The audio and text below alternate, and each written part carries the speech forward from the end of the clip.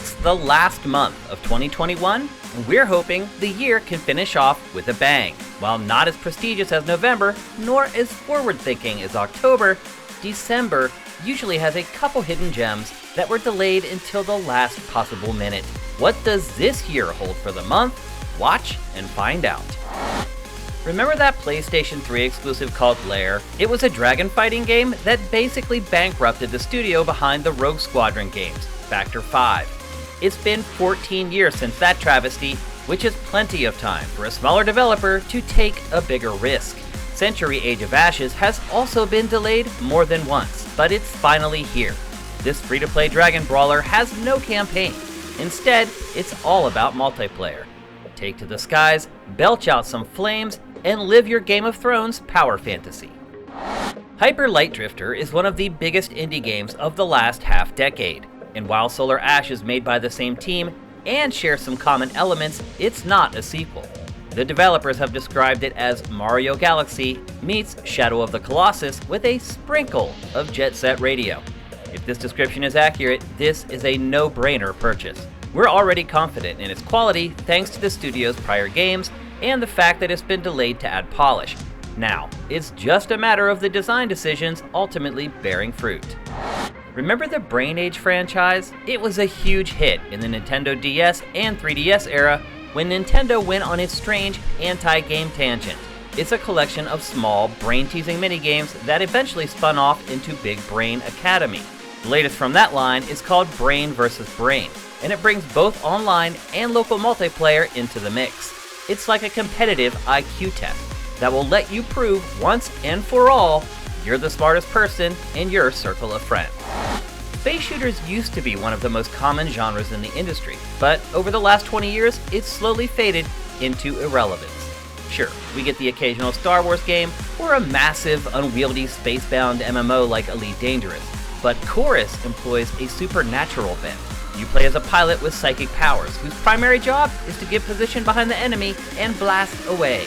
It's a more action-based approach, so flight sim purists need not apply. It does include some light RPG elements, so it's not cut completely to the bone. Let's try this one again. Final Fantasy XIV Endwalker was in last month's dossier before it was delayed at the last minute for further polish. The substance of the game itself hasn't changed though. It's still the fourth major expansion to one of the most popular MMORPGs on the planet. It still includes 2 new jobs, a new playable race, 2 new cities, and so much more.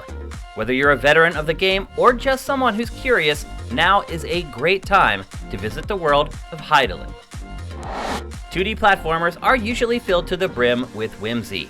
Whether it's an anthropomorphic critter taking the lead role, or levels covered in what looks like melted candy, they rarely take things too seriously. That's not the case with White Shadows.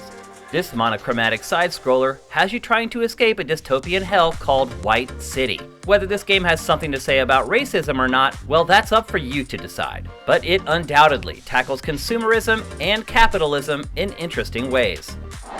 Many of you are already playing Halo Infinite's multiplayer. It's free to play, a ton of fun, and available now. But let's be honest, you're most excited for the next chapter in Master Chief and Cortana's ongoing saga. This time, Chief investigates Halo Zeta, where a new AI called the Weapon takes backup duty in Cortana's absence. The pair seeks vengeance against the Banished from the Halo Wars franchise after the faction defeated the UNSC in a prior battle on the Ring. But it must also investigate the mysterious auditorium and stop the nefarious plans of the Harbinger. Did we mention it all takes place in an open world? We haven't been this excited for a first-person shooter campaign in quite a while. Sometimes it can feel like VR is just a fad from 3 years ago. It came with a bang, but the games have slowly dried up since. There haven't been many big hits along the way, but shooter Arizona Sunshine is definitely one of them. The next game from its creators is called After the Fall. This 4-player cooperative zombie shooter is set in a subarctic Los Angeles. It's been in development for a long time, and is coming to just about every HMD. Can you stop the V-Army of the Dead? Five Nights at Freddy's has traditionally been a bad game that's great for streaming. It was created by one person for years, but the reins have been passed to a more competent team for Security Breach. All the common elements are here: creepy animatronics, entirely too many cheap jump scares, and a spooky kids palace. Now it just looks and plays a whole lot better. It's a Hot Topic favorite, but now perhaps it can become a favorite for serious players too. Third-party console exclusives are becoming exceedingly rare, but the Gunk certainly fits that bill. It's Xbox and PC only, and it's a brand new IP from the studio behind the popular SteamWorld games. One part Super Mario Sunshine and one part Spelunky, you play as a girl exploring a strange planet, hoping to strike it rich. You must unravel the mysteries behind the forgotten planet while cleaning its surface of gooey, goopy mess. Long-haul space travel, financial woes, and more add to the intrigue. Thanks for watching our roundup of games worth buying in December 2021. There are many more worth considering, so head to the world's most advanced gaming content aggregator at SIFTD.net and discover your next favorite game.